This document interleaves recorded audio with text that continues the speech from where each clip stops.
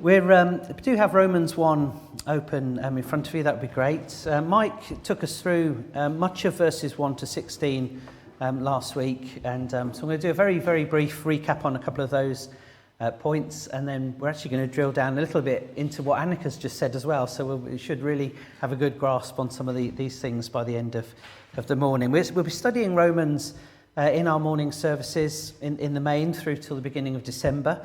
We do have Anthony Adams and Sarah Atwood, who works in Bosnia, coming in a couple of weeks' time, so that'll be really great. I think the 26th of September, so that'll be brilliant to hear about the work in Bosnia and Anthony's work up in Derby.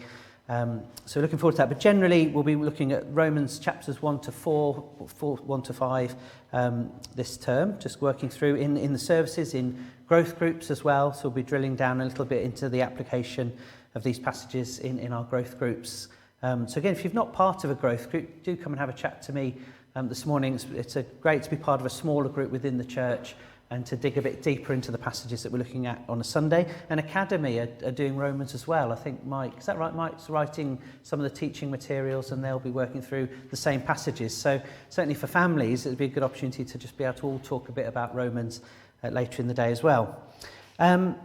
So we know the author's Paul in the first verse, and usually Paul's writing to churches that he's planted.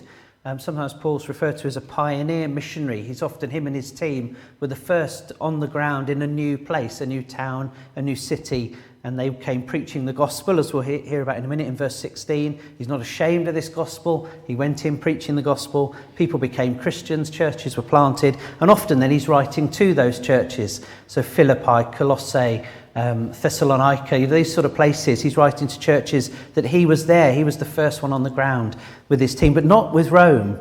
Others had heard the gospel, become Christians, and they'd gone into Rome preaching the gospel, and people had become Christians and churches were planted in Rome.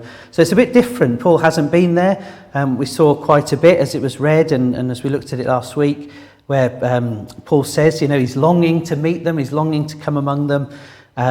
Their reputation, he says, have a look at verse 8. First he said, I thank my God through Jesus Christ for all of you, because your faith is being reported all over the world.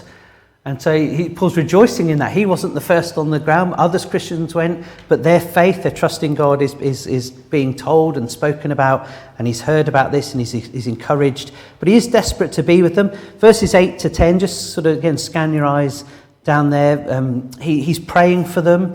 Verse 9, God, whom I serve in my spirit in preaching the gospel of his Son, is my witness, how constantly I remember you in my prayers at all times, and I pray now, at last by God's will, the way may be opened for me to come to you. I was reminded a bit about Bosnia there with Sarah and Fisnik and Maniola and the children sort of soldiering away as the only Christians in that area, and we can sort of echo these words, that we've been praying for them. We haven't been there, we haven't met Fisnik and Maniola, but we've been praying for them, and so there's a bit of an encouragement to keep on with that. Paul's doing that even though he's never met them, he's never been there, he's longing to visit them. You'll see, and we'll get there, I don't know when, in chapter 15, he talks a bit about his plans.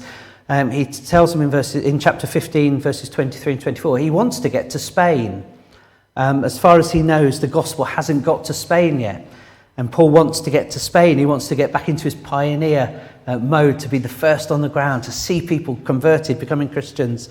And Rome would be a fantastic stop-off point. So that's his hope, that's his prayer, that he can get to Rome, see them, encourage them, and then get to Spain. That's what he's hoping for.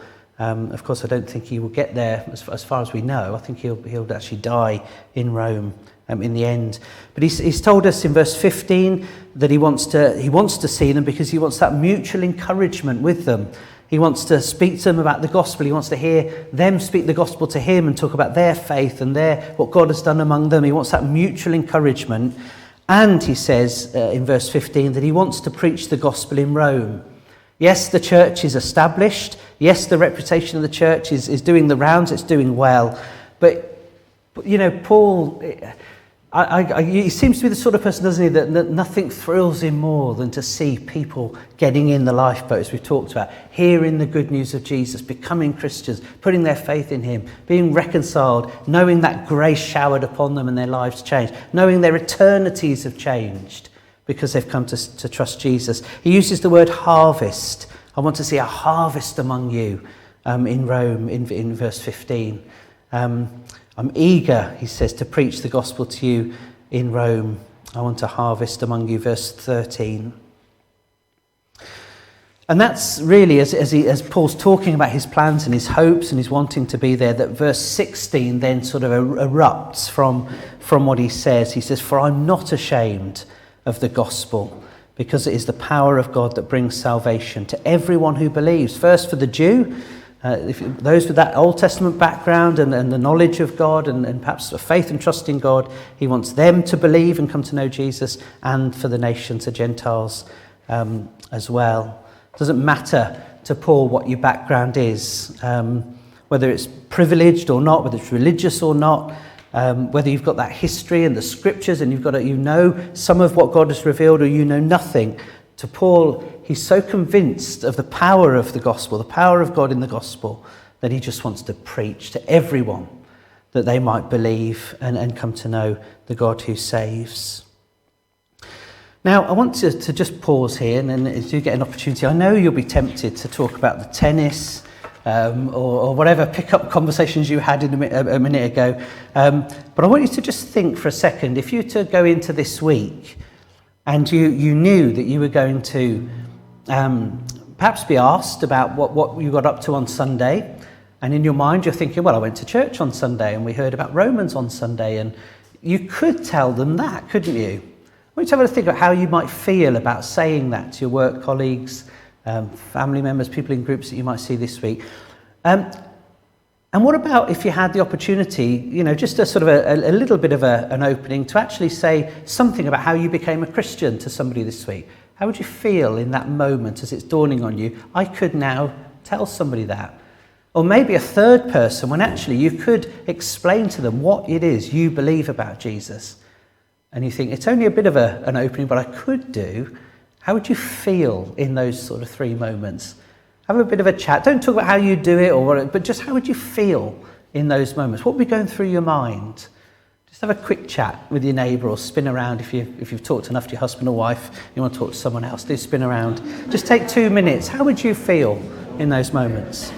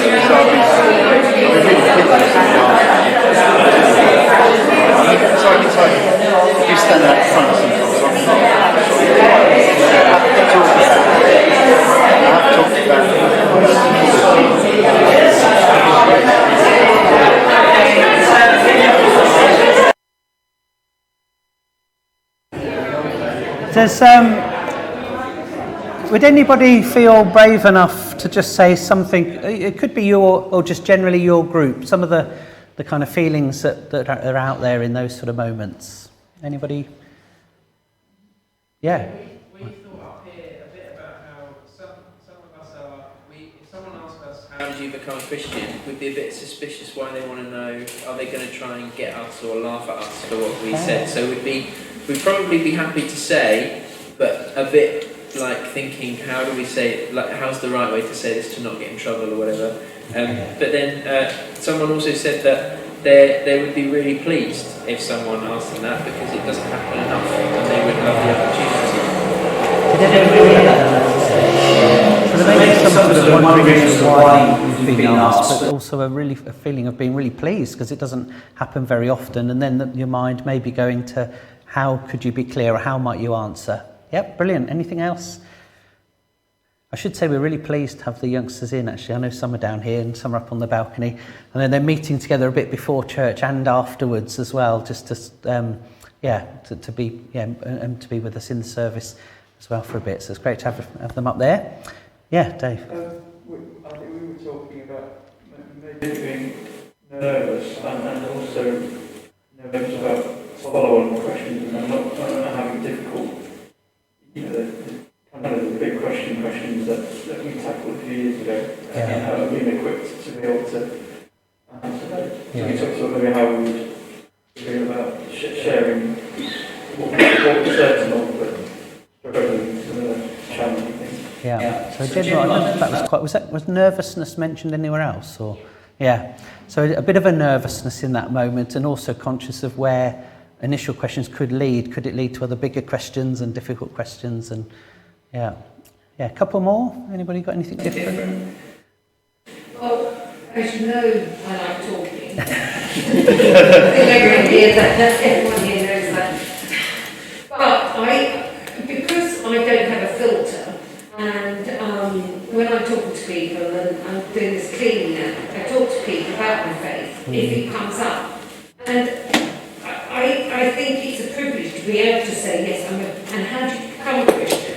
But because I've got quite a good story, well, I think it is, 30 years, 30 years not a Christian, then 30 years a Christian, and how it happened, and what happened, and how I tell them about the light. Many years later, I realised that the light was God coming into my life. I didn't realise that for years. But I think we need to be brave, and we need to just be natural. And if the questions, when they get bigger, I just say, I'll ask you, or ask them on. I mean, that's what I would say. But the main thing is to be brave and just think, that's what we're here for, to spread the word, and just be natural about it. Just saying, when I say, this is my not new saying, but I just say, I can't see the point of being alive without being a Christian now. I've done both sides, and he makes it real, life real. Yeah. Thanks, Angela. I think that also underlines the fact that we are all very different as well, and I think you're really blessed in a sense with a gift as well, the gift of no filter. And again, the wonderful thing is that God will use us in different situations, in different relationships, in our way, the way that He's fashioned us as well. So it's that's brilliant. Thank you. And I'm sure there are a number of other things. I certainly identify with all of these things. And often there's a nervousness, isn't there? And I think it's wonderful when somebody asks us, because you feel, well, they want to know, they want to talk. Sometimes it's even more nerve-wracking when you feel you've got to take the next little step. And there can be 101 things. I've been thinking quite a lot recently about, I think for many of us, we at root are people pleasers, and we want people to think well of us. And that somehow in our brain can make us quite hesitant, because we think, oh, what if they don't want to hear what I've got to say? And so we've got all of that going on. But what I want to do just in our remaining time is in the main actually go back to some of the verses Annika touched on, and to think a little bit about the question about what is the gospel. And so we've started thinking about that already, but I think if we, with God's help, can begin to grasp what the gospel actually is, I think that there's something there, that in fact there's a lot there, that can really help us in those moments to think, I can maybe take a tiny step forward, or maybe even a slightly bigger step forward in some of these situations. So, so I've got a few, I think about 6 reasonably quick sort of comments from these verses, and again they'll echo some of what we've heard. I mentioned tennis earlier, and those of you that have, even if you're not interested in tennis, you're probably very difficult to miss the news of what happened last night. But I mentioned this in terms of the first point I want to make is in terms of what does gospel actually mean? And probably if you've been a Christian a while, you'll immediately give the Christian gospel. But the word gospel, it was just an everyday word. It predates the writing of the New Testament. Basically means an announcement, a declaration, a heralding of news. So I had a quick scan of the morning papers this morning, and for those I presume that hadn't been gone to press early enough, you'd got Emma Raducanu all over the front pages, pictures of her clasping the US Open tennis trophy, and some sort of headline, often a play on her name or something. But the announcement has gone out last night. The gospel, this announcement, this heralding of a first British female, major champion in tennis since 1977. The first time since 1968 that the US Open has been won by a Brit, and she broke so many records on the way to winning this last night. 18 years old, she won 3 rounds of qualifying to get into the US Open, and then all the way through. Was it another 7? I can't remember how many rounds it was. All the way through, did not drop one set at all in the whole thing. It's absolutely astonishing, and that's gospel. That's the original word, gospel. It's an announcement, a declaration, a heralding of news, a proclamation. Now look at verse 1 down in Romans, just to notice something that's easily missed, but I think is critical in our thinking. Paul, a servant of Christ Jesus, called to be an apostle, so he's a sent one, sent out by Jesus, and set apart for the gospel of God. And that's the sort of distinctive thing for us to notice, and again, easily missed. You think it's just the start of the letter, he's introducing who he is, but don't miss that, the gospel of God. It's God's gospel, and the point that he's making here is it originated with God. It didn't originate with Paul. It didn't originate with Jesus' disciples or the church at some point in their history. It's not something that human beings have conjured together. This news, this announcement, this declaration is different to any other in that it's God's gospel. This is God's announcement that Paul is taking as a pioneer missionary. It's God heralding, it's God declaring some news. And therefore, it's, beyond important. It's God's announcement. I remember, I don't know what your head teachers were like or are like at your school. I know some these days, they're very friendly. Certainly Henry's was very friendly. He would meet all the students, shake their hands when they arrived at Batchford School. Very personable. Our head teacher, Mr. Coots, you almost never saw him. He was like a mysterious figure. You knew his name on the front of the school, but you never saw him really. He wrote history books. I think he liked to just sit in his study. And, probably once in the 5 years that we were there, the whispers were going around school, Mr. Coots is going to do the assembly. Never did assembly. And suddenly there's a buzz. The teachers are all frantic, all looking smart and it was silent, and in walked Mr. Coots, just quietly down the middle arch at the front of the assembly, spoke very quietly. I think he just said a few words, no idea now what he said, and then off he went. But there was just this, Mr. Coots is going to speak, he's coming. Now this, of course, is ramped up here. The God who, of his own mind and plans, fashioned a universe and suspended planets and decided to create these things called human beings in his image, that God, well, he's got something to say. That's what verse 1 is saying. That God has an announcement. And therefore, beyond anything we'll ever hear, this is the thing that we want to listen to and we need to listen to. God is speaking. He is heralding something for us to know.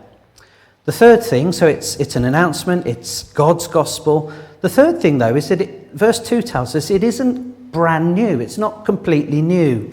Again, Annika mentioned this to us. Verse 2, the gospel that he promised beforehand through his prophets in the Holy Scriptures. So we can't be Christians without an Old Testament. We really need to know, because God for hundreds of years kind of paved the way for this moment when this gospel announcement would be made. So right back 15, 1600 years, 2,000 years into the Old Testament, God, through the prophets, through his spokespeople, have announced, have revealed, have given clues. It's all building up. It's all there, says verse 2. It was promised beforehand. He said this day would come through the prophets in the Holy Scriptures. It's not like, sadly, the Queen's funeral plans was in the news, wasn't it? That they've been leaked, and all the plans for the nation when that moment comes, that somebody in there has let the cat out of the bag. Not like that at all. God's plan from calling Abraham and so on, all in the beginning, was that everything would point towards the moment when the gospel announcement would come. It's all there. It's a series of deliberate trailers. So it's not new in that sense, and it can be checked up upon. If you're here this morning and you're actually thinking about Christian things, you can sit down with somebody and we can look back. We can say, what did Isaiah say? What did Jeremiah say? What did the Old Testament say about the coming, the promises, and what God was going to do? The fourth thing is that the gospel, the message of God, centres on a person. The person who is God's Son, verse 3. Regarding his Son. So the gospel he promised beforehand through the prophets in the Holy Scriptures regarding his Son. The gospel is about a person. It's about his Son, Jesus Christ. And Paul's at great pains, if you look at verse 3, to stress two kind of proofs almost. Regarding his Son, first proof, who as to his earthly life was descendant of David. So that's critical. Remember Mike said last week about there were lots of Christians who were Jews and then became Christians, and then I think they were over there, and over here are the Gentiles, the nations. They haven't got that Jewish background. Now, particularly for those that were Jews, and when Paul came to Rome, he'd be preaching to Jews and Gentiles, it was really critical, if you were speaking to Jews, that you realise that this Son was descended from David. That's critically important, because the prophets were saying that God's King, God's Messiah, God's Christ would be descended from David. So it's absolutely critical, that phrase in verse 3, that as to his earthly life, he was descended from King David. He's in the Davidic line. They were waiting for the Christ the King to come from that line. So proof number one for Paul, he is descended from David. He was born in Bethlehem. Again, go back to the Old Testament prophets, find Micah. The Christ would be born in Bethlehem. It's critical. It's not just the sort of stuff of wonderful carols, O little town of Bethlehem. It's critical. The prophets said it was a clue. God has spoken beforehand. It's not new. The clues were there. But then the second proof that that Jesus is the Son of God, God's King, is of course his powerful resurrection from the dead by the Spirit. And Paul everywhere as he preaches, descended from David, and now let me tell you about his death and then his resurrection, glorious resurrection from the dead. So the gospel centres on this person of the Son of God. The gospel is God's announcement that Jesus is this Son. He is the Christ. The end of verse 4 summarises it. Jesus Christ our Lord. That's the summary of the gospel message. If you want a nice, easy summary, what is the gospel? Jesus is Christ, Messiah, God's anointed King, and he's our Lord. Jesus Christ our Lord. That's the gospel. Long awaited, pre-promised. Goes right back, have a look at 2 Samuel chapter 7, where David was promised that one of his descendants would be God's eternal king over God's everlasting kingdom. This is him. That's the announcement. He's here. My chosen eternal king that will reign over this universe, who will be the judge of all and the saviour of all who believe in him. He's here. Jesus Christ, my Son, my King, my eternal ruler. And finally, it's that gospel. And let me pause here. There are lots of implications of this in terms of what we will share with people. come to know Jesus, your life will be transformed. You're born again. It's a completely new start.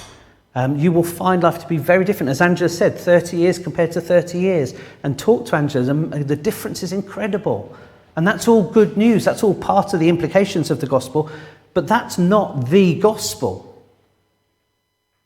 That life can be transformed, or this can happen, or that can happen. No, God's gospel is about the Son. God's gospel is about proclaiming him, who he is, what he's done, his resurrection from the dead. The announcement, the news is about Jesus. It's not in the first place about us, although we benefit and we can share that with people. The gospel is the announcement that here is my Son, here is my King.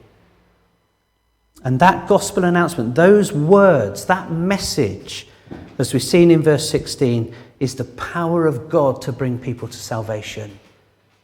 It's the words about Jesus. It's proclaiming Jesus.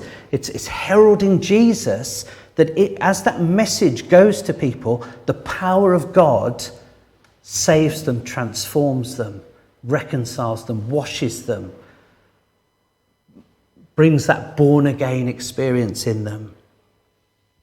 And so you'll notice as you read through the book of Acts that Paul goes as his pioneer missionary to the new place and he tells people about Jesus. It's all about Jesus. Descended from David, raised from the dead, God's King, he's here. Repent and believe. It's all about Jesus. And then when he did get to Rome, as far as we can make out, I think for most of the time, Paul was in chains. He was under house arrest. And some wonderful moments I think it's in when he's writing the letters to Timothy, he says things like, the guards in Caesar's household send their greetings. Because with chains on or under house arrest, he's telling them about Jesus and they've become Christians and they're now sending greetings to the other Christian churches.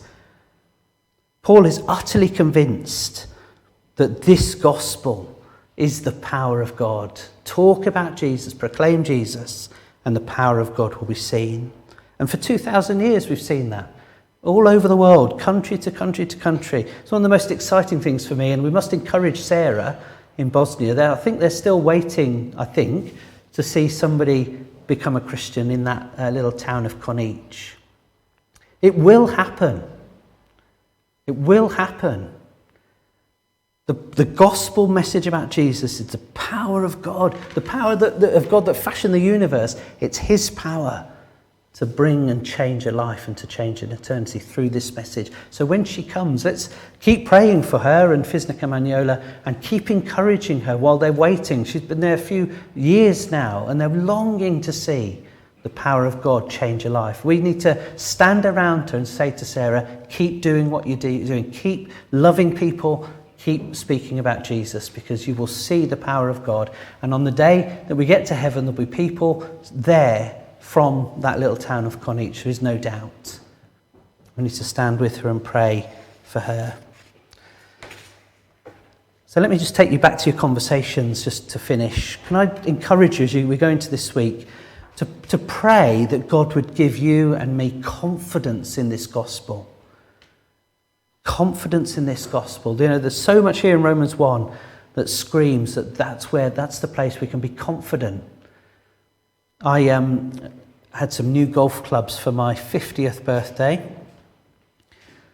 but I would be wrong to put confidence in those new clubs because I've got to swing them.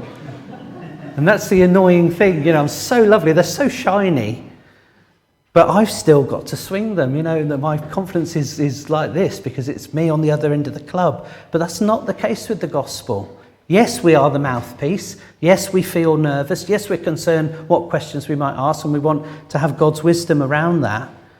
But don't be in any doubt that the news about Jesus Christ has changed the eternities of thousands and millions of people. So you can be confident in it. It's God's gospel. Don't miss that in verse 1. It's his news. It's his announcement.